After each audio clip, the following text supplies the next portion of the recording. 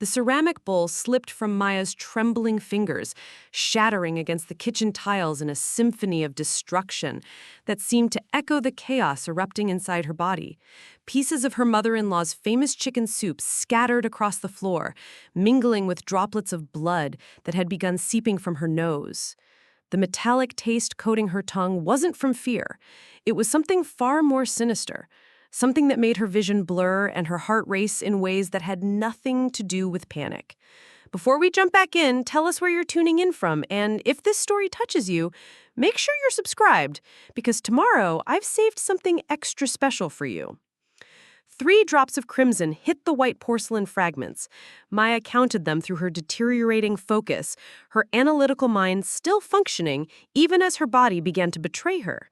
The drops formed perfect circles, stark against the cream-colored ceramic that Dorothy Chen had insisted on buying for their shared meals. Such thoughtful gifts, everyone always said. Such a caring mother-in-law. The pain started as a whisper in Maya's stomach, a gentle cramping that she initially attributed to stress. Marriage to David had brought unexpected challenges, not least of which was navigating the complex relationship with his mother, Dorothy. At 62, Dorothy Chen possessed the kind of polished elegance that came from decades of perfecting the art of subtle control. She spoke in measured tones, chose her words with surgical precision, and had a way of making suggestions that felt more like commands wrapped in velvet. Maya Rodriguez-Chen had been married to David for 8 months, long enough to recognize the patterns, but not long enough to fully understand their implications. Every Sunday, Dorothy insisted on preparing elaborate meals for the family, arriving at their modest 2-bedroom apartment in Riverside with her arms full of carefully planned dishes. The tradition had started the week after their honeymoon, Dorothy explaining that newlyweds needed time to adjust without worrying about cooking proper meals. David, 31 and still somewhat under his mother's influence, despite his successful career as a software engineer, had embraced the arrangement with enthusiasm. His mother's cooking reminded him of childhood comfort, he explained to Maya. After losing his father 5 years earlier, these Sunday dinners had become Dorothy's way of maintaining family connection. How could they refuse such generosity? Maya had tried to appreciate the gesture. At 28, she was building her own career as a graphic designer, often working late into the evening on freelance projects that supplemented her day job at a small marketing firm. The convenience of having meals prepared was undeniable, especially during busy weeks when deadlines consumed her attention. But something about Dorothy's insistence on personally serving Maya's portions had always felt off, a subtle wrongness that she couldn't articulate without sounding paranoid. The cramping intensified as Maya knelt among the soup-soaked ceramic pieces, her hands shaking as she tried to clean up the mess.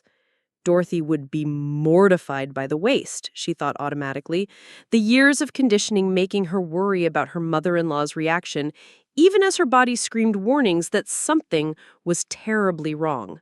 The bathroom seemed impossibly far away as nausea rolled through her in waves, each more intense than the last. David had left for his weekend cycling group 2 hours earlier, promising to return by evening for dessert.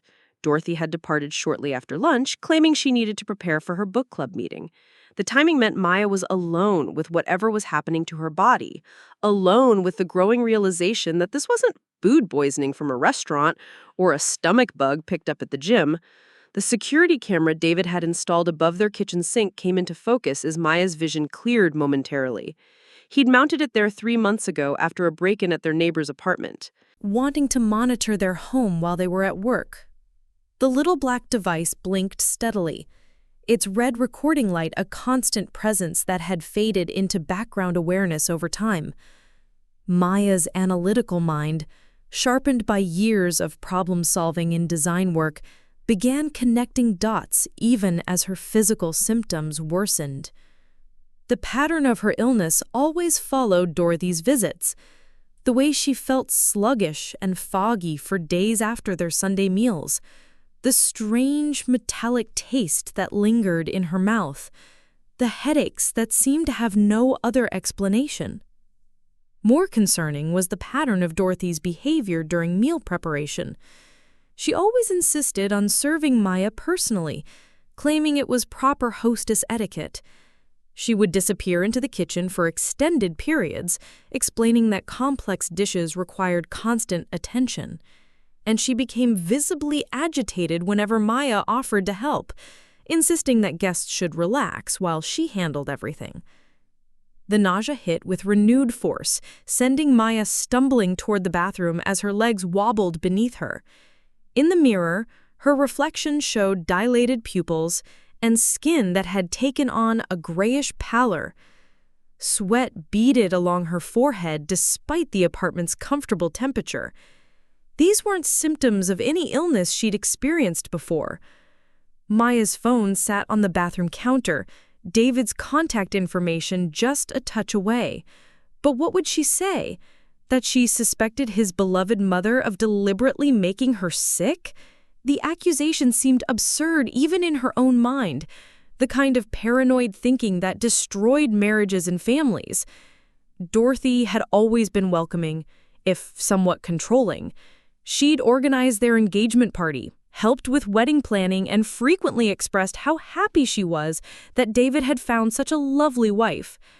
Yet, the evidence of her own body couldn't be ignored. The timing was too consistent, the symptoms too severe and specific to be coincidental. Maya pulled up her phone's calendar, scrolling back through the past few months. Every Monday following Dorothy's Sunday visits, she'd logged sick days or noted feeling unwell. The pattern was undeniable once she saw it laid out in digital clarity. Another wave of nausea forced Maya to her knees, her body rejecting whatever toxin was coursing through her system. As she gripped the cool porcelain of the toilet, her mind raced through possibilities. What substance could cause these symptoms without leaving obvious traces? Something that would metabolize quickly, leaving her feeling vaguely unwell for days, but not obviously poisoned. The sound of a key in the front door made her heart race with a mixture of relief and terror. David's voice called out, earlier than expected from his cycling trip. Maya tried to respond but found her voice reduced to a hoarse whisper. Footsteps approached the bathroom and David's concerned face appeared in the doorway. His reaction was immediate and intense. Within minutes, he was helping her to the couch, bringing her water, asking rapid-fire questions about her symptoms. The David she'd married was caring and attentive, qualities that had initially attracted her to him. But she also knew his fierce loyalty to his mother, a bond that had been strengthened by his father's death and his role as Dorothy's primary emotional support. How could she explain her suspicions without sounding like she was attacking the woman who had raised him?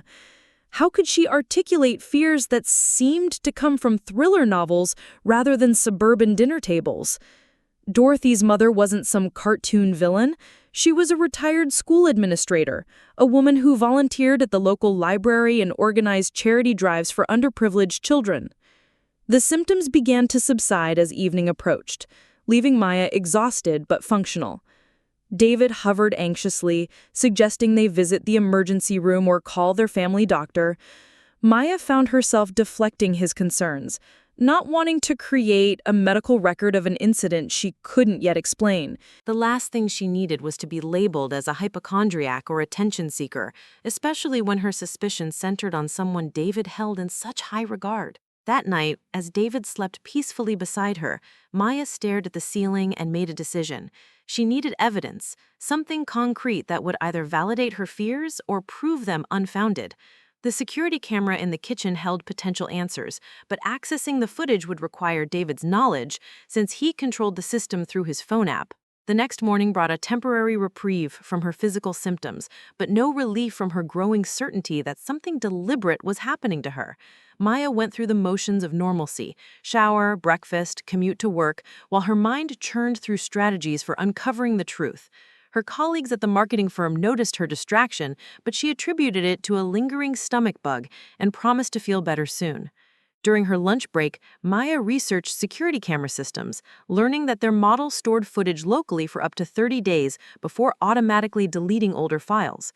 If her suspicions were correct, evidence of Dorothy's actions would be available, but only for a limited time.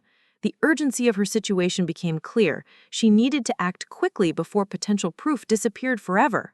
The solution came to her during an afternoon client meeting. David often worked late on Wednesdays, staying at his office to collaborate with team members in different time zones. If she could access his laptop at home, she might be able to view the security footage without raising his suspicions. The plan felt deceptive and invasive, qualities that went against her natural honesty, but the alternative was continuing to endure whatever Dorothy was doing to her. Wednesday evening arrived with David texting his apologies for another late night at work.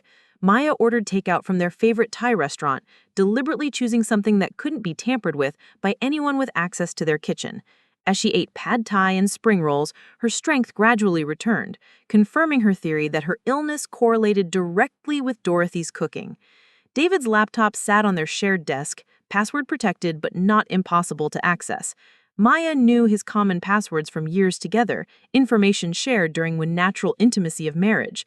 Her hands trembled as she typed, knowing that what she might discover could change everything between them. The security app opened without difficulty, displaying a timeline of recorded footage stretching back several weeks. Maya navigated to the previous Sunday, her heart pounding as she selected the afternoon hours when Dorothy had been alone in their kitchen. The small screen showed their familiar kitchen from an elevated angle, capturing the stove, counter, and partial view of the dining area beyond. At first, everything appeared normal. Dorothy moved efficiently through the space, chopping vegetables and stirring pots with the practiced ease of an experienced cook. But then Maya noticed something subtle in her mother-in-law's behavior. Dorothy kept glancing toward the living room, as if checking to make sure she remained unobserved. Her movements became more deliberate, almost secretive. The critical moment came when Dorothy prepared 2 plates of the chicken soup. Maya watched as her mother-in-law served a portion into one bowl, then reached into her purse and withdrew a small container. The camera angle and Dorothy's positioning made it impossible to see exactly what she added to the second bowl, but her actions were unmistakably deliberate. She stirred the soup thoroughly, ensuring whatever she'd added was completely incorporated. Maya's blood turned to ice as she watched Dorothy carefully place the doctored bowl on the left side of their kitchen island, the exact position where she always placed Maya's portion. The casual nature of the action, the complete lack of hesitation or remorse, made it even chillinger. This wasn't a momentary lapse in. Preparing and narrating this story took us a lot of time, so if you are enjoying it, subscribe to our channel. It means a lot to us. Now back to the story. Judgment or an accident? This was calculated, repeated poisoning. The footage continued, showing Dorothy disposing of the small container in their kitchen trash before serving the meal to Maya and David. She made cheerful conversation throughout lunch, asking about their week and sharing neighborhood gossip, all while knowing she had deliberately contaminated Maya's food with an unknown substance. Maya backed through more recorded days, watching as the same pattern repeated with sickening consistency. Dorothy's method varied slightly, sometimes adding substances during cooking, other times sprinkling something onto Maya's finished plate, but the intent remained constant. Every Sunday for months, she had been systematically poisoning her daughter-in-law while maintaining the facade of a loving, concerned mother. The evidence was overwhelming and undeniable. Maya sat in their dimly lit living room, watching her marriage implode on a laptop screen, knowing that everything was about to change. David would have to choose between believing his wife or protecting his mother, a choice that might destroy their relationship regardless of which side he took. But the alternative, continuing to suffer in silence while Dorothy slowly poisoned her, was no longer acceptable. Maya had worked too hard building her career and her life to let someone else's twisted agenda destroy her health and happiness. The woman she'd trusted to welcome her into the family had instead been systematically trying to harm her, possibly even kill her. The sound of David's key in the front door made Maya quickly close the laptop and assume a casual position on the couch. She wasn't ready to confront him yet, not until she'd processed the full implications of what she'd discovered. But as David kissed her cheek and asked about her day, Maya knew their lives together would never be the same. Tomorrow would bring decisions that neither of them was prepared for, confrontations that would tear their family apart, and consequences that would ripple through multiple lives. But tonight, for perhaps the last time, Maya let herself pretend that her marriage was normal, that her mother-in-law was simply generous rather than malicious, and that the evidence stored on their security system was just a terrible misunderstanding rather than proof of attempted murder. The pretense felt both comforting and devastating, a final moment of innocence before everything changed forever. Maya woke to the sound of David's phone buzzing incessantly on his nightstand. Through the haze of early morning consciousness, she heard his muffled conversation with someone whose voice carried the distinctive cadence of his mother. Dorothy was calling to check on them, as she did most mornings, her concern for their well-being a constant presence in their daily routine. The irony wasn't lost on Maya as she listened to David assure his mother that his wife was feeling much better today. If only he knew that his mother's inquiries about Maya's health weren't born from care, but from a desire to monitor the effectiveness of her poisoning campaign. Each solicitous question about Maya's appetite, her energy levels, her general well-being, now took on sinister undertones that made Maya's skin crawl. David ended the call and turned to face her, his expression soft with the kind of morning tenderness that had once made her feel secure in their relationship. Now it only emphasized the impossible position she was about to put him in, the choice between his wife's accusations and his mother's reputation that would inevitably tear their family apart. The weight of the security footage pressed against Maya's consciousness like a physical burden. She had spent most of the night replaying those damning images, watching Dorothy's methodical poisoning ritual with a mixture of horror and disbelief. The casual nature of her mother-in-law's actions was perhaps most disturbing of all, the complete lack of hesitation or remorse as she contaminated Maya's food week after week. David stretched and reached for her hand, his fingers warm and familiar against Palm. In that moment, Maya felt the full tragedy of what Dorothy had stolen from them. Not just Maya's health and peace of mind, but the trust and intimacy that formed the foundation of their marriage. How could she explain that every Sunday dinner had been a calculated assault? How could she make him understand that his mother's loving gestures were actually attempts at slow murder? The morning routine proceeded with artificial normalcy. David showered while Maya prepared coffee, her hands steady despite the turmoil in her mind. She had made her decision during the sleepless hours before dawn. She would confront David with the evidence today, regardless of the consequences. The alternative was continuing to serve as Dorothy's unwitting victim, and Maya's sense of self-preservation wouldn't allow that to continue. David emerged from the bathroom, his hair still damp, adjusting his tie with practiced efficiency. He worked for a technology consulting firm downtown, a job that required him to present a polished, professional image to clients. Maya watched him complete his morning preparations, memorizing these last moments of ignorance before she shattered his understanding of his family. The conversation couldn't happen over breakfast, too rushed, too many distractions as they prepared for their respective workdays. Maya decided to wait until evening, when they would have privacy and time to process the implications of what she'd discovered. The day stretched ahead of her like a prison sentence, hours of pretending normalcy while carrying the burden of terrible knowledge. At her office, Maya found it impossible to concentrate on design work.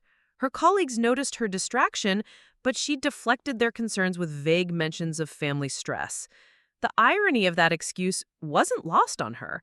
Family stress was indeed consuming her thoughts, just not in the way anyone would expect. During her lunch break, Maya researched the legal implications of what Dorothy had done to her. Poisoning, even if it didn't result in permanent harm, constituted assault and potentially attempted murder, depending on the substances involved and the perpetrator's intent. The systematic nature of Dorothy's actions over several months would likely be viewed as particularly serious by law enforcement. But pursuing legal action would require Maya to prove not only that poisoning had occurred, but also to identify the specific substances Dorothy had used. The security footage showed the act, but not the means, and any toxins in Maya's system would likely have metabolized beyond detection after repeated exposure over months. The afternoon crawled by as Maya wrestled with the complexity of her situation. Even with video evidence, prosecuting Dorothy would be challenging without knowing what substances had been used. More importantly, taking legal action would irreparably damage her relationship with David, regardless of whether charges were ultimately filed. Maya left work early, claiming a headache that wasn't entirely fabricated. The stress of carrying such devastating knowledge had manifested in physical symptoms: tension in her shoulders, a persistent ache behind her eyes, nausea that had nothing to do with Dorothy's poison, and everything to do with anxiety about the confrontation ahead. At home, Maya transferred the relevant security footage to a flash drive, her hands trembling as she navigated David's laptop one more time. The evidence felt simultaneously powerful and fragile, undeniable proof of Dorothy's actions, yet also the instrument that would destroy the life she and David had built together. David arrived home at his usual time, carrying takeout from their favorite Mexican restaurant. The gesture was thoughtful and typical of his considerate nature, but Maya could barely manage a smile in response. How do you share a casual dinner when you're about to accuse your partner's mother of attempted murder? They ate in relative silence, David attributing Maya's quiet mood to lingering effects of her recent illness. His concern for her well-being was genuine and touching, making what Maya had to say even harder. What she was about to tell him even more cruel. In trying to protect her health, Maya was about to destroy his faith in the woman who had raised him. After dinner, as they settled on the couch with evening news playing softly in the background, Maya knew she couldn't delay any longer. The flash drive felt heavy in her pocket, its contents representing a point of no return for their marriage and their family. Maya muted the television and turned to face David, her heart hammering against her ribs. His expression shifted from relaxed contentment to concern as he registered the seriousness in her demeanor. She had rehearsed this conversation mentally throughout the day, but now that the moment had arrived, all her careful planning dissolved into raw emotion. The words came out in a rush, tumbling over each other as Maya explained her suspicions about the pattern of her illness following Dorothy's visits. David's face moved through a series of expressions: confusion, disbelief, and finally a kind of protective anger that Maya initially hoped was directed at his mother's actions. But as she continued speaking, describing her research into their security footage, David's expression hardened in a way that made Maya's stomach clench with dread. He wasn't angry at Dorothy, he was angry at her for making such accusations. The loyalty she had feared would complicate this conversation was already manifesting in his defensive body language and increasingly skeptical questions. When Maya produced the flash drive and explained what it contained, David's reaction was immediate and visceral. He recoiled as if she had struck him, his face flushing with indignation at what he clearly viewed as a betrayal of his trust. Accessing his laptop without permission, investigating his mother's actions, collecting evidence against a woman he loved and respected, all of it felt like an attack on his family rather than an attempt to protect Maya's health. The confrontation escalated quickly as David demanded to know how long Maya had harbored these suspicions and why she hadn't simply spoken to him about her concerns. His questions were reasonable on the surface, but they carried an underlying assumption that Maya was being paranoid or attention-seeking rather than responding to a genuine threat. Maya tried to explain the impossibility of her position. How do you tell someone their beloved mother is trying to poison you without sounding delusional? How do you ask for protection from someone who views the threat as an attack on their family? David's emotional investment in his mother made him an unreliable ally in a situation where Maya desperately needed support. The security footage should have been definitive proof, but David's reaction to viewing it revealed the power of psychological denial when confronted with unbearable truths. He watched Dorothy's deliberate contamination of Maya's food with a kind of willful blindness, offering alternative explanations for what they were seeing. Perhaps Dorothy was adding vitamins or supplements to Maya's food, trying to help her health rather than harm it. Maybe she was adjusting seasoning in a way that the camera angle made look suspicious. David grasped for any explanation that didn't require him to accept that his mother was capable of such malicious actions. Maya found herself in the surreal position of having to argue for the validity of her own eyes.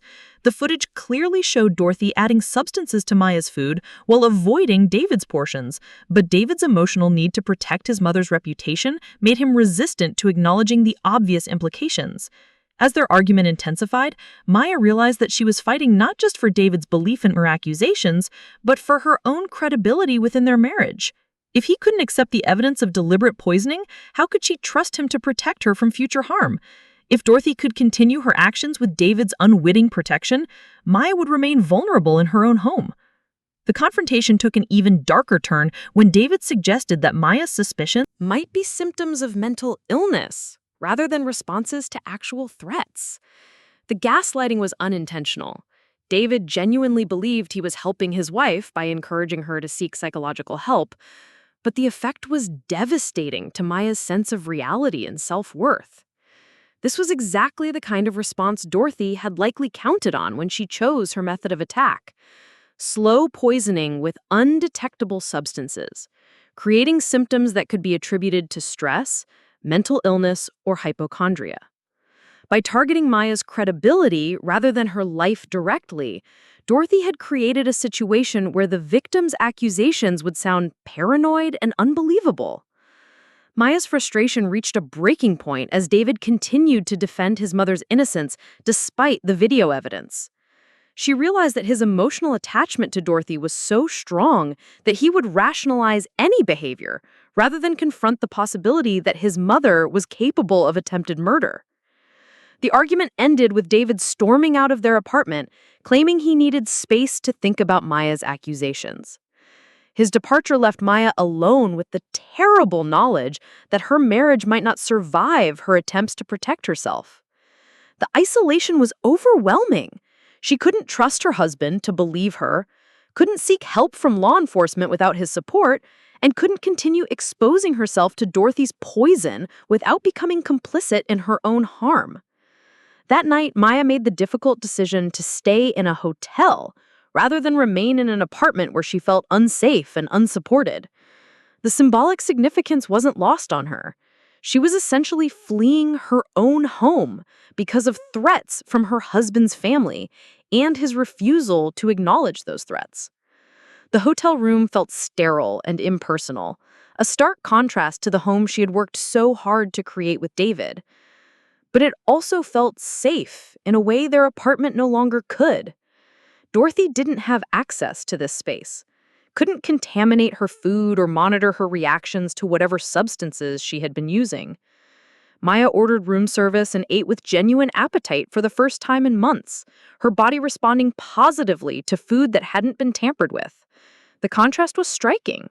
She felt energetic and clear-headed, symptoms she had attributed to general stress and overwork, but now recognized as signs of chronic, low-level poisoning. Her phone buzzed with messages from David throughout the evening, his tone shifting from anger to confusion to a grudging willingness to discuss the situation further. Maya could see him struggling with the cognitive dissonance between his love for his mother and the evidence his wife had presented. The internal conflict was tearing him apart, but Maya couldn't help him resolve it without compromising her own safety.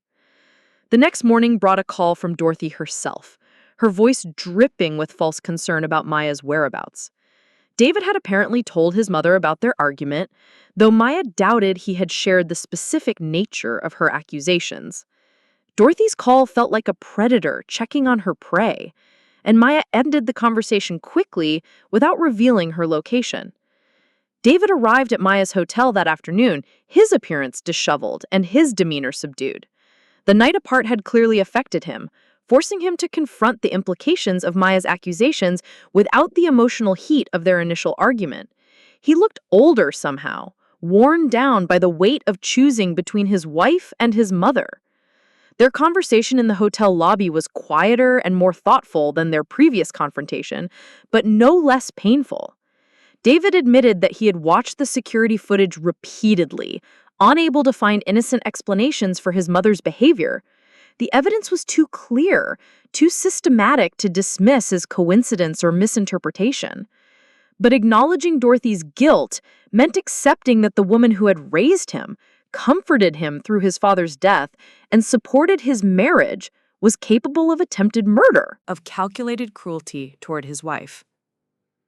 The psychological impact of that realization was devastating to David's sense of identity and family loyalty. Maya felt a mixture of relief and sorrow as David finally admitted that her accusations appeared to be valid. Relief that her husband was no longer questioning her sanity or credibility, but sorrow for the pain she could see in his eyes as his understanding of his mother shifted from loving to horrified. The question now became what they would do with their knowledge. David was reluctant to involve law enforcement, hoping they could confront Dorothy directly and convince her to stop her poisoning campaign without destroying the family publicly. Maya understood his desire to handle the situation privately, but she also recognized the inadequacy of that approach. Dorothy had been poisoning her systematically for months without showing any signs of remorse or restraint. A woman capable of such prolonged maliciousness wasn't likely to simply stop because she was asked politely. More importantly, Maya's safety couldn't depend on Dorothy's willingness to change her behavior voluntarily.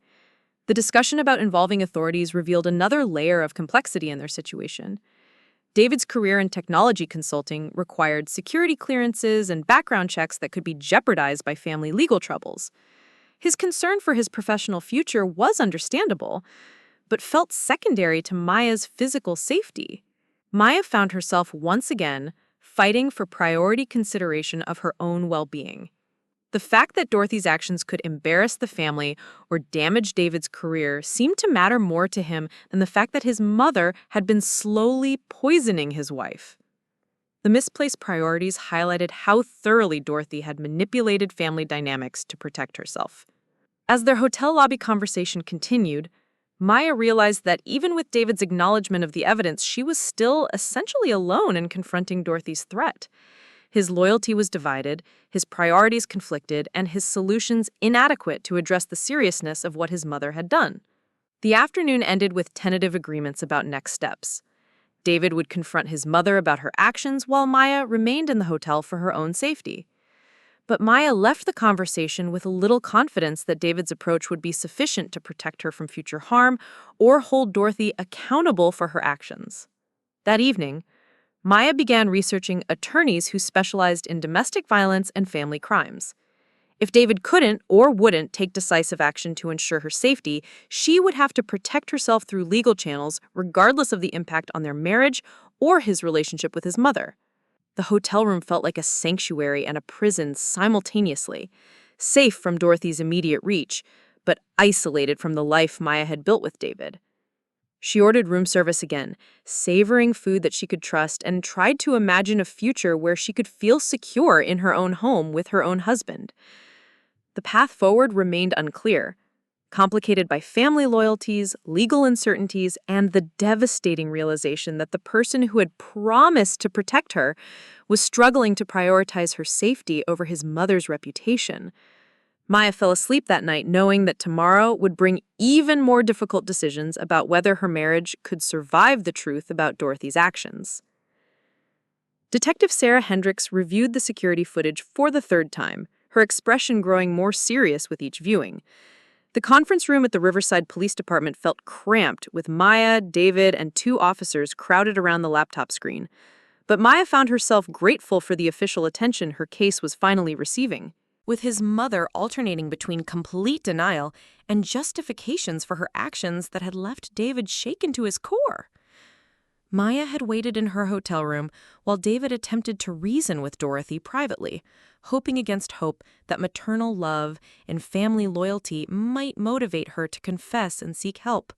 Instead, Dorothy's response had been to escalate her behavior, showing up at David's workplace and Maya's office with increasingly erratic demands that they drop their accusations and return to normal family dinners. The tipping point had come when hotel security called Maya to report that a woman matching Dorothy's description had been asking about her room number, claiming to be delivering medicine for a sick family member. The brazenness of Dorothy's continued stalking had finally convinced David that his mother's actions weren't mistakes or misguided attempts to help, but calculated attacks that were escalating beyond his ability to control. Detective Hendricks paused the video at the moment Dorothy added an unknown substance to Maya's soup bowl, the clarity of the footage leaving no room for interpretation about the deliberate nature of her actions. The detective had 23 years of experience investigating domestic crimes, and Maya could see the professional assessment forming behind her keen eyes. The legal framework surrounding Maya's case was more complex than simple assault charges, Detective Hendricks explained. Poisoning cases required extensive medical evidence to prove harm, identification of the specific substances used, and documentation of intent to cause injury rather than mere illness. The systematic nature of Dorothy's actions over several months would work in Maya's favor, but building a prosecutable case would require more than security footage. Maya's medical records from the past 6 months painted a concerning picture. When viewed through the lens of potential poisoning, emergency room visits for unexplained nausea, blood work showing elevated levels of toxins that had been attributed to environmental exposure, and persistent symptoms that had puzzled her primary care physician all suddenly made sense within the context of regular exposure to unknown substances. Dr. Patricia Williams, a toxicologist with the County Medical Examiner's Office, joined the investigation to review Maya's medical history and the pattern of her symptoms. The doctor's analysis revealed that Maya's body had been fighting chronic exposure to what appeared to be a combination of substances, likely including sedatives and possibly heavy metals, that could cause the neurological symptoms she had experienced. The sophistication of Dorothy's poisoning method became clearer as the investigation progressed. Rather than using immediately lethal doses that would trigger obvious medical emergencies, she had employed a strategy of chronic, low-level exposure designed to cause suffering while maintaining plausible deniability. The approach suggested planning and research that made her actions even chilling. David struggled visibly with each new revelation about his mother's methodology, his worldview crumbling as evidence mounted that the woman who had raised him was capable of such calculated cruelty. Maya watched her husband grapple with the cognitive dissonance between his childhood memories of a loving mother and the reality of a woman who had spent months systematically poisoning his wife. The investigation expanded beyond Maya's case when Detective Hendricks discovered that Dorothy had exhibited concerning behavior toward other family members over the years. David's late father had experienced unexplained health issues in the months before his death, symptoms that had been attributed to his heart condition but now seemed potentially suspicious. David's ex-girlfriend from college had suffered mysterious illnesses during family gatherings, leading to their breakup when she accused Dorothy of deliberately making her sick. The pattern suggested that Dorothy's actions weren't specifically targeted at Maya, but represented a broad pattern of using illness as a weapon against women she perceived as threats to her relationship with David. The psychological profile that emerged was of someone who would rather harm others than risk losing control over her son's affections and loyalty. Maya found herself simultaneously vindicated and horrified as the scope of Dorothy's actions became clear. The validation that her suspicions had been correct provided relief, but the realization that she wasn't Dorothy's first victim added layers of trauma she hadn't anticipated. How many other women had suffered in silence, their accusations dismissed as paranoia or jealousy? The arrest warrant for Dorothy was issued on a Thursday morning, 3 weeks after Maya had first viewed the security footage that changed everything. Maya wasn't present when officers took Dorothy into custody at her suburban home, but David described the scene with haunted eyes. His mother had maintained her innocence even as they handcuffed her, insisting that everyone was misunderstanding her actions and that Maya was manipulating the situation. Dorothy's booking photo showed a woman who looked older than her 62 years, her carefully maintained appearance disheveled, and her eyes reflecting a mixture of defiance and disbelief. The public nature of her arrest and the charges against her had shattered the respectable facade she had cultivated within their community, exposing the darkness that had lurked beneath her polished exterior. The media attention surrounding the case was more intense than Maya had anticipated. Poisoning cases involving family members generated significant public interest, and reporters seemed particularly fascinated by the security footage that had exposed Dorothy's crimes. Maya found herself thrust into an unwelcome spotlight, her private trauma becoming fodder for news cycles and social media discussions. David's reaction to the media coverage revealed another layer of their marital crisis. While Maya focused on healing from months of poisoning and preparing for the legal proceedings ahead, David seemed primarily concerned with managing the public embarrassment and protecting what remained of their family's reputation. The misalignment of their priorities created additional strain on their already fragile relationship. Maya's return to their apartment after Dorothy's arrest felt surreal and anticlimactic. The space that had once felt like home now carried the weight of knowing that it had been a crime scene for months, that every shared meal had potentially been an attempt on her life. She found herself unable to use their kitchen without reliving the footage of Dorothy's methodical contamination of her food. Therapy became essential for Maya's recovery, helping her process not just the trauma of being poisoned, but also the betrayal by someone she had trusted as family. Dr. Amanda Foster, a specialist in domestic violence and family trauma, helped Maya understand that what she had experienced was a form of intimate partner abuse, even though the perpetrator was her mother-in-law rather than her husband directly. Navigating this crisis instead highlighted the fundamental incompatibilities in how they processed trauma and assigned responsibility. David's need to preserve some version of his mother's goodness conflicted with Maya's need for complete acknowledgement of the harm that had been done to her. Dorothy's trial began 6 months after her arrest, with Maya serving as the primary witness against her former mother-in-law. The courtroom proceedings were emotionally devastating as Maya was forced to relive months of systematic poisoning while Dorothy's defense attorney attempted to portray her as a vengeful daughter-in-law seeking to destroy a grieving widow's life. The defense strategy centered on questioning Maya's motives and mental state, suggesting that her accusations were the result of jealousy over David's close relationship with his mother. The approach was predictable but still painful, forcing Maya to defend not just her account of events, but her credibility as a victim and a wife. David's testimony proved to be the most damaging to Dorothy's case, as his obvious reluctance to speak against his mother made his words more credible to the jury. His description of the security footage and his mother's response when confronted carried weight precisely because it came from someone who clearly wished he could protect her from the consequences of her actions. The toxicology evidence presented during the trial revealed the full extent of Dorothy's poisoning campaign.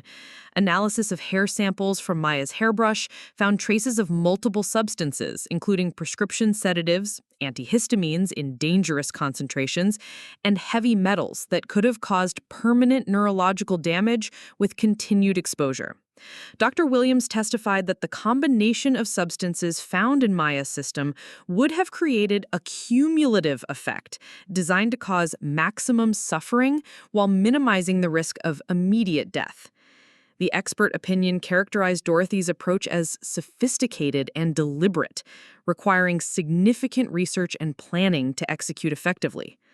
The most chilling evidence came from Dorothy's computer, which investigators had seized during their search of her home. Browser history revealed extensive research into poisoning methods, symptoms of various toxins, and legal cases involving family poisoning. The digital trail painted a picture of someone who had spent considerable time planning her attacks with scientific precision. Dorothy's journal entries, discovered hidden in her bedroom, provided insight into her motivations and mindset. The writings revealed deep resentment toward Maya for stealing David's affections, paranoid fantasies about Maya's intentions toward their family, and detailed observations of Maya's reactions to the poisoning that Dorothy described with clinical detachment. One particularly disturbing entry described Dorothy's satisfaction at watching Maya suffer during a family dinner, noting how the younger woman had struggled to maintain conversation while fighting nausea from the substances Dorothy had added to her food. The complete lack of empathy or remorse demonstrated in these writings helped establish the premeditated nature of her crimes. The jury deliberated for less than 4 hours before returning guilty verdicts on all charges, including attempted murder, assault with a deadly weapon, and stalking. Dorothy's expression remained defiant as the verdicts were read, her refusal to acknowledge wrongdoing persisting even in the face of overwhelming evidence and legal consequences. Judge Patricia Monroe sentenced Dorothy to 12 years in state prison, noting the sophisticated planning involved in her crimes and the potential for permanent harm to the victim. The sentence included provisions for mandatory psychiatric evaluation and treatment, though the judge expressed skepticism about Dorothy's willingness to participate meaningfully in rehabilitation efforts. Maya felt a complex mixture of relief and sadness as Dorothy was led away in handcuffs for the final time. Justice had been served, but the cost to her marriage and The sense of safety in the world remained devastating. The legal victory felt hollow when measured against the destruction of trust and family relationships that Dorothy's actions had caused. David's reaction to his mother's sentencing revealed the permanent damage to their marriage that Maya had feared throughout the process. Rather than focusing on Maya's vindication or relief at Dorothy's accountability, he seemed primarily concerned with visiting schedules and appeal options, still unable to fully accept the reality of his mother's actions. The divorce proceedings began quietly 3 months after Dorothy's sentencing, with Maya finally acknowledging that her marriage couldn't survive the fundamental differences in how she and David processed trauma and assigned responsibility. David's continued loyalty to his mother, even after her conviction, made it impossible for Maya to feel safe or supported within the relationship. Maya moved across the country to Portland, accepting a position with a design firm that offered both professional growth and geographic distance from the trauma of the past year. The Pacific Northwest's natural beauty provided a healing environment where she could rebuild her life without constant reminders of Dorothy's attacks and their aftermath. The apartment Maya found in Portland's Pearl District was bright and modern, with large windows that let in abundant natural light and a kitchen that felt welcoming rather than threatening. For the first time in over a year, she felt genuine pleasure in preparing her own meals, knowing that every ingredient was chosen by her and safe from contamination. Maya's new colleagues at the design firm knew nothing of her past trauma, allowing her to establish professional relationships based on her skills and personality, rather than her status as a crime victim. The anonymity felt liberating after months of media attention and legal proceedings that had reduced her identity to her role in Dorothy's prosecution. Therapy continued in Portland with Dr. James Chen, a specialist in trauma recovery who helped Maya process the long-term effects of her poisoning experience. The physical symptoms had largely resolved once Dorothy's access was eliminated, but the psychological impact required ongoing attention and support. The work focused particularly on rebuilding Maya's ability to trust her own perceptions and judgment, qualities that had been systematically undermined by Dorothy's gaslighting campaign. Learning to rely on her instincts again was a gradual process, complicated by the knowledge that someone she had trusted had spent months deceiving and harming her. Maya's relationship with food required specific therapeutic attention, as eating had become associated with potential danger and betrayal. Working with a nutritionist who specialized in trauma-related eating issues, she gradually rebuilt positive associations with meals and cooking, reclaiming the pleasure she had once found in culinary experiences. The legal aftermath of Dorothy's conviction continued to impact Maya's life even after her move to Portland. Civil litigation against Dorothy's estate sought compensation for medical expenses, therapy costs, and the emotional damages she had suffered. The process was lengthy and emotionally draining, but Maya felt obligated to pursue accountability through every available legal avenue. David attempted to maintain contact after their divorce, his messages alternating between apologies for his inadequate support and updates about his mother's prison experience. Maya found these communications more painful than helpful, reminders of the man she had loved who had been unable to prioritize her safety over his family loyalties. The decision to cut contact with David entirely was difficult but necessary for Maya's continued healing. His persistent inability to fully acknowledge the severity of his mother's actions or his own failures as a husband made ongoing communication counterproductive to her recovery efforts. Maya's new life in Portland gradually filled with positive relationships and experiences that helped Counterbalance the trauma of her poisoning experience, she joined a hiking group that explored the Columbia River Gorge on weekends, finding peace in the natural beauty and physical challenge of the trails. A pottery class at a local community center provided therapeutic benefits Maya hadn't anticipated, the tactile nature of working with clay helping to ground her in the present moment rather than reliving past trauma. The instructor, an older woman named Helen, became a mentor figure who offered wisdom about resilience and recovery without knowing the specific details of Maya's past. The first anniversary of Dorothy's arrest passed quietly, marked only by Maya's private reflection on how dramatically her life had changed in the span of a single year. The woman who had once lived in fear of family dinners and questioned her own sanity had been replaced by someone stronger and more self-assured, shaped by survival and recovery. Maya's work at the Portland design firm flourished as she channeled her experiences into creative projects that explored themes of trust, betrayal, and healing. A series of designs for a nonprofit organization working with domestic violence survivors drew particular acclaim. Her personal understanding of trauma informed her artistic choices in powerful ways.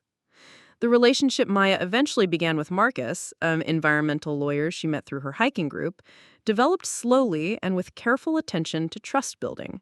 Her experience with Dorothy had taught her the importance of recognizing warning signs and trusting her instincts about people's character. Marcus's patient understanding of Maya's need for transparency and control in their relationship demonstrated the kind of partnership she deserved, built on honest communication rather than family obligations and divided loyalties. Maya's story began appearing in articles and books about family violence and poisoning cases, her willingness to speak publicly about her experience helping to raise awareness about the sophisticated methods some abusers employ.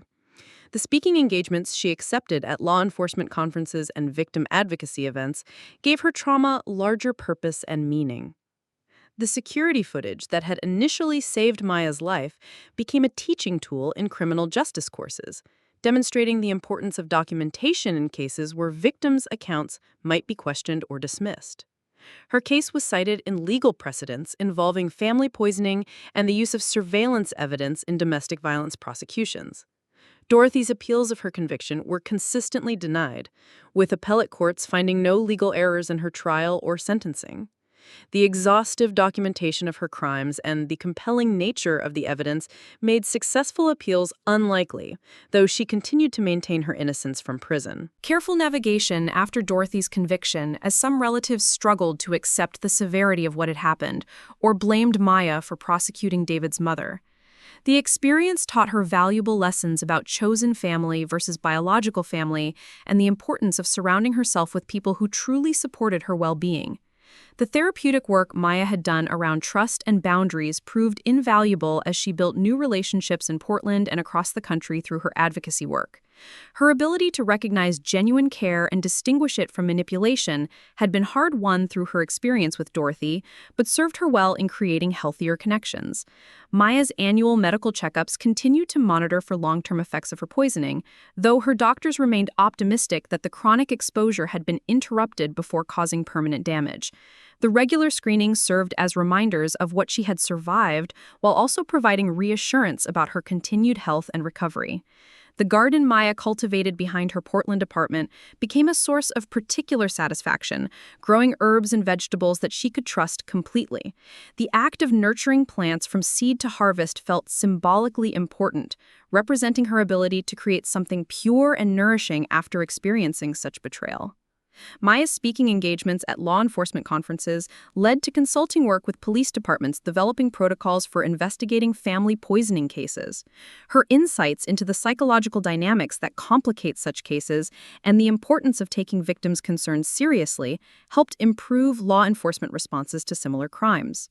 The documentary film based on Maya's story won several awards at film festivals, bringing her case to an even wider audience and sparking conversations about the subtler forms of domestic violence that often go unrecognized. Maya's participation in the film's promotion allowed her to reach survivors who might be experiencing similar situations. 5 years after Dorothy's conviction, Maya received notification that her former mother-in-law had died in prison from complications related to a stroke. The news brought complex emotions: relief that Dorothy could never again pose a threat, sadness for the waste of a human life, and a sense of closure that the most dangerous chapter of her story was finally ended. David reached out after his mother's death, seeking some form of reconciliation or forgiveness that Maya was unable to provide. Her response was compassionate but firm, acknowledging his loss while maintaining the boundaries necessary for her continued well-being. Some relationships, she had learned, couldn't survive certain betrayals. The memorial service Maya held privately for the person she had been before Dorothy's poisoning campaign marked another milestone in her recovery. The ceremony honored the innocence and trust that had been lost while celebrating the strength and wisdom that had been gained through survival and healing. Maya's work with victim advocacy organizations continued to expand, her experience providing valuable insights into the long-term recovery process and the systemic changes needed to better protect victims of family violence. Her testimony before legislative committees helped pass laws strengthening penalties for poisoning crimes and improving support services for survivors. The love Maya found with Marcus deepened into marriage, their wedding ceremony a celebration of trust rebuilt and hope renewed. The small gathering of friends and chosen family in Portland's Rose Garden represented the community Maya had created through healing and the future she had claimed, despite Dorothy's attempts to destroy it. The security system Maya and Marcus installed in their new home included cameras in the kitchen, not from paranoia, but from practical wisdom about the importance of documentation and verification. The presence of the cameras felt protective rather than intrusive, a reminder that she had the tools to recognize and resist manipulation. Protect herself, and the knowledge to use them effectively. Maya's story continued to inspire others who found themselves in similar situations, her book and speaking engagements reaching women who recognized their own experiences in her account of systematic poisoning and family gaslighting. The letters and emails from survivors reminded her that sharing her trauma had created something larger than personal healing. The nonprofit organization Maya eventually founded to support survivors of family poisoning and medical abuse grew from her recognition that existing services weren't adequately addressing these specific forms of violence. The organization provided both direct support to victims and education to medical professionals about recognizing signs of deliberate harm. Maya's life in Portland flourished in ways she couldn't have imagined during the darkest days of Dorothy's campaign against her. The woman who had once questioned her own sanity while being systematically poisoned had become an advocate, author, and leader whose voice carried weight in conversations about family violence and victim rights. The kitchen in Maya's Portland home became a source of joy rather than fear, filled with the aromas of meals she prepared with complete confidence in their safety and nourishment. The transformation from Dorothy's weapon of choice to Maya's sanctuary represented the broader journey from victim to survivor to thriver that had defined her recovery. The morning sun cast long shadows across Maya's Portland apartment as she prepared breakfast in her kitchen, the same ritual that had once filled her with dread, now bringing genuine pleasure. The ceramic bowl she chose was white with delicate blue flowers, a pattern that reminded her of hope, rather than the shattered remnants of Dorothy's poisoned soup that had first revealed the truth about her mother-in-law's malicious intentions. Maya's hands moved confidently as she prepared her morning meal, measuring ingredients with the precision that had become second nature after years of ensuring her own safety. The oatmeal she stirred contained organic steel cut oats, fresh blueberries from the farmer's market, and a drizzle of local honey that she had watched the beekeeper extract herself. Every component was chosen and prepared by her own hands, a level of control that might seem excessive to others, but provided essential peace of mind. The kitchen window overlooked a small garden where Maya grew herbs and vegetables, their vibrant green leaves catching the morning light. She had planted each seedling herself, nurturing them from tiny sprouts to flourishing plants that provided fresh ingredients for her meals. The symbolism wasn't lost on her. After experiencing the violation of having her food contaminated by someone who claimed to love her family, growing her own produce felt like reclaiming agency over the most basic human need for nourishment. Marcus emerged from their bedroom, his dark hair tousled from sleep, wearing the faded university t-shirt that had become his standard weekend attire. His environmental law practice kept him busy during the week, but Saturday mornings belonged to them both, a time for slow conversations and shared meals that had become the foundation of their relationship. Their courtship had been deliberately gradual, with Maya insisting on transparency about her past trauma and her need for trust-building behaviors that might seem unusual to someone who hadn't experienced systematic betrayal. Marcus had listened to her story without judgment, asking thoughtful questions about her recovery process, and demonstrating through his actions that he understood the importance of consistency and honesty in their relationship. The breakfast conversation touched on their plans for the weekend, including a hike in the Columbia River Gorge that had become their favorite shared activity. The physical challenge of the trails and the natural beauty of the Pacific Northwest provided a healing environment where Maya could connect with her body's strength. Then its vulnerability. Each summit they reached together felt like a metaphor for overcoming obstacles and claiming new perspectives. Maya's phone buzzed with a text message from her literary agent, updating her on the progress of international translations of her memoir. The book had found audiences around the world, with particularly strong reception in countries where family violence remained largely hidden and victims had few resources for seeking help. The global reach of her story sometimes overwhelmed Maya, reminding her that Dorothy's actions had inadvertently created a platform for addressing issues much larger than their personal conflict. The documentary film based on Maya's experience was scheduled to premiere at several international film festivals over the coming months, bringing her story to even wider audiences through the visual medium that many found more accessible than written accounts. Maya had initially been reluctant to participate in the film project, concerned about reliving her trauma for public consumption, but the opportunity to reach potential victims who might not otherwise recognize their situations had ultimately convinced her to cooperate. Marcus poured coffee from the French press they had received as a wedding gift, the rich aroma filling their kitchen with warmth and comfort. The simple domestic ritual carried special meaning for Maya, representing the kind of normal, nurturing relationship she had once feared might be impossible after Dorothy's systematic betrayal of family trust. The fact that she could accept food and drink from someone else without fear or suspicion marked significant progress in her healing journey. Their wedding had taken place in Portland's Rose Garden the previous spring, surrounded by a carefully chosen group of friends and chosen family members who had supported Maya's recovery and embraced their relationship. The guest list had been deliberately small, including only people who truly understood and celebrated the love they had built together. David had not been invited, a decision that had caused Maya some sadness but was necessary for her emotional well-being.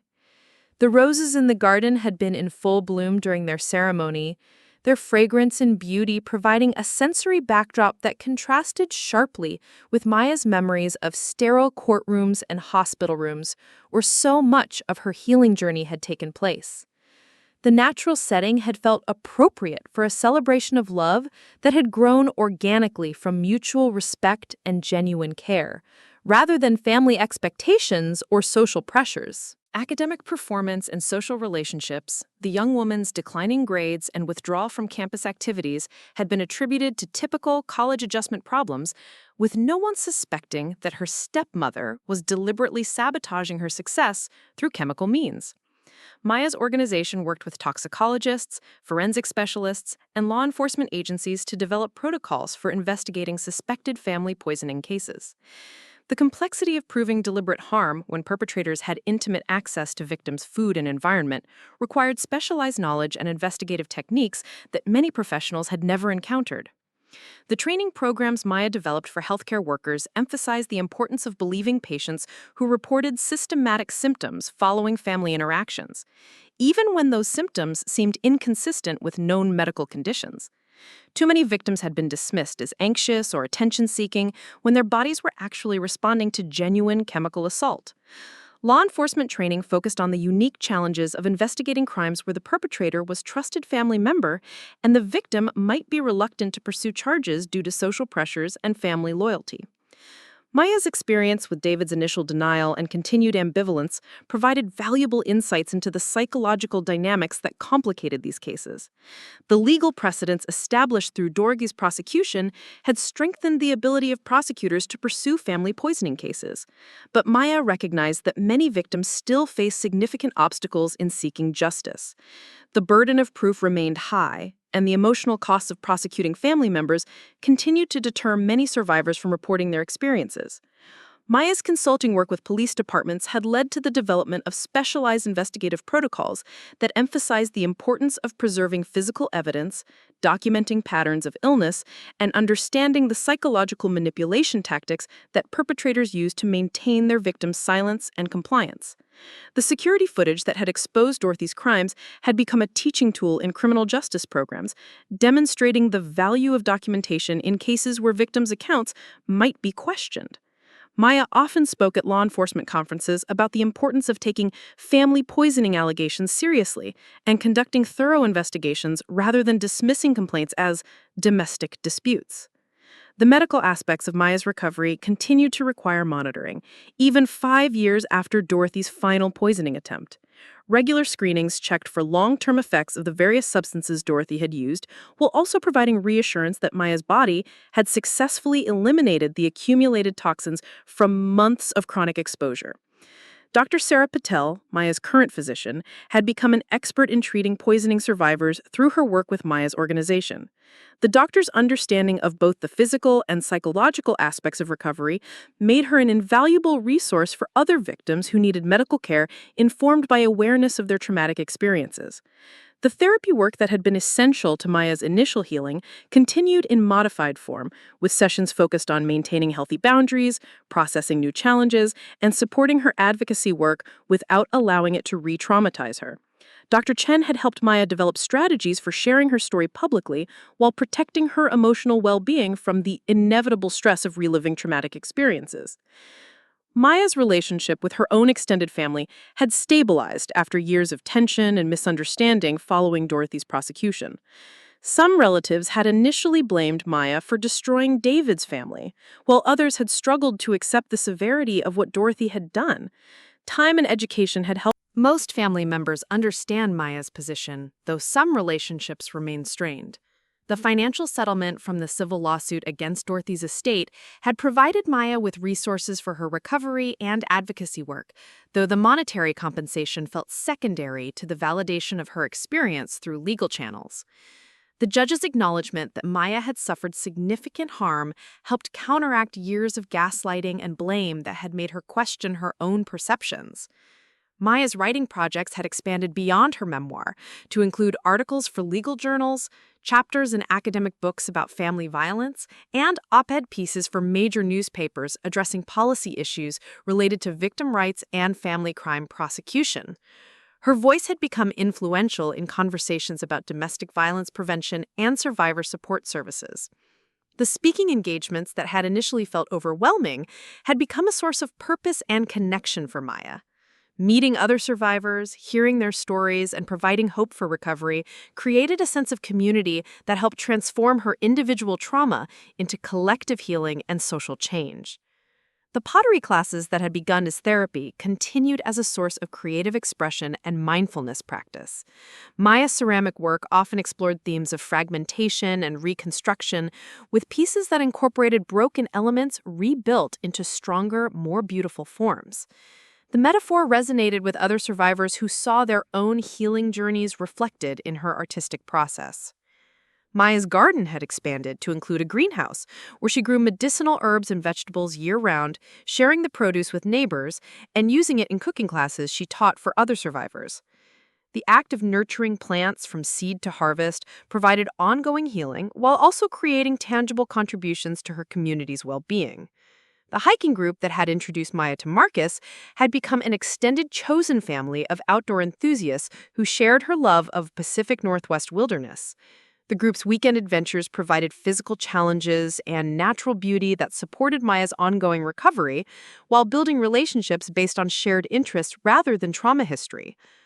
Marcus's environmental law work had been influenced by Maya's advocacy, leading him to take on cases involving corporate poisoning and environmental health issues that disproportionately affected vulnerable populations. Their professional interests complemented each other, creating opportunities for collaboration on projects that addressed systemic issues related to chemical exposure and public health. The home security system Maya and Marcus had installed included cameras and monitoring equipment that provided peace of mind without creating a fortress mentality. Maya had learned to balance reasonable precautions with the need to live openly and trust selectively, skills that required ongoing attention and adjustment. Maya's annual medical checkups now included screenings for early detection of conditions that might be related to her past exposure to unknown toxins, though her doctors remained optimistic about her long-term health prospects. The monitoring provided reassurance, while also contributing to medical research about the effects of chronic low-level poisoning on human health. The documentary film about Maya's story had won awards at several international festivals, bringing attention to family poisoning as a form of domestic violence and inspiring other survivors to seek help.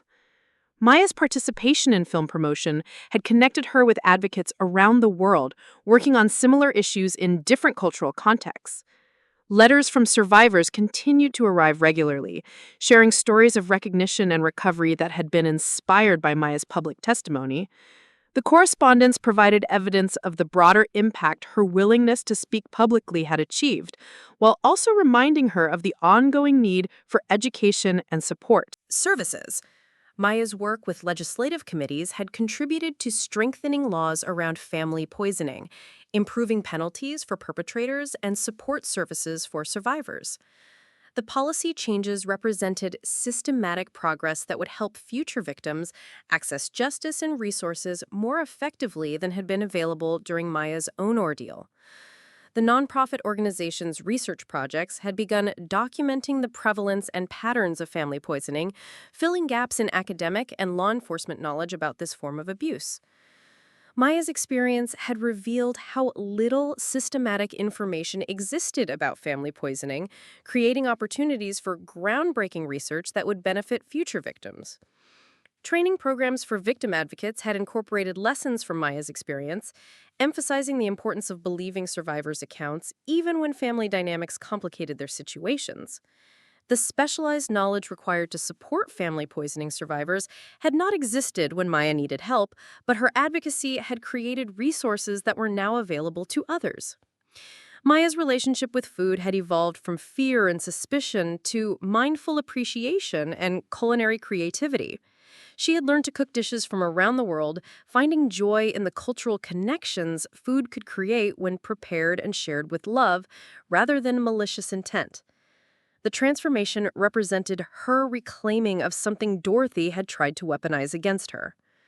The community Maya had built in Portland included fellow advocates, creative professionals, outdoor enthusiasts, and neighbors who had become genuine friends.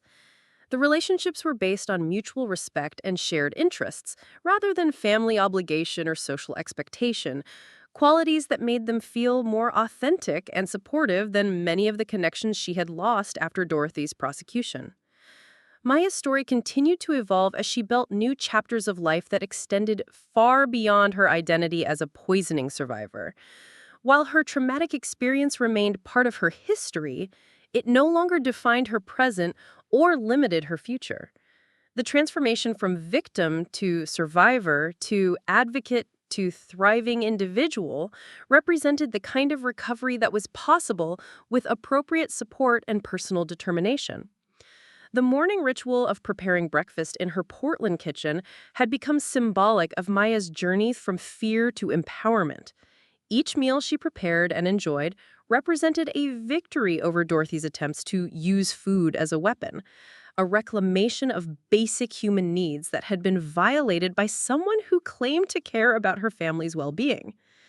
The security cameras that monitored Maya's kitchen now recorded scenes of creativity and nourishment rather than contamination and betrayal.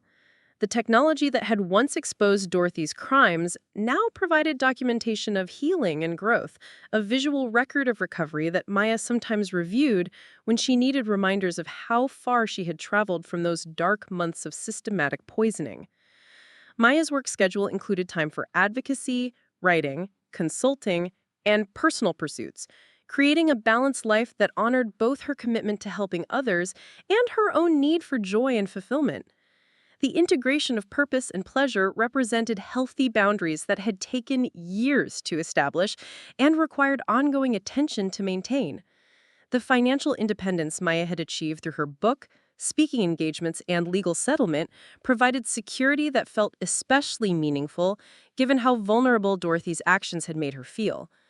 The ability to support herself through sharing her story represented a transformation of trauma into empowerment that few victims achieve. Maya's influence on criminal justice training, medical education, and victim advocacy represented systematic changes that would benefit future survivors for generations. The legacy of her willingness to pursue justice despite the obstacles she faced represented an inspiration to anyone facing injustice or abuse, particularly within families. However, she also inspired people to find courage in all sorts of contexts. Maya's story touched a fundamental human instinct to not give up, even when life seems overwhelming. Family pressure and social stigma extended far beyond her personal recovery to create resources and awareness that had not existed before Dorothy's prosecution. The roses that bloomed in Portland's gardens each spring reminded Maya of her wedding day and the love she had found after believing that Dorothy's betrayal had permanently damaged her ability to trust.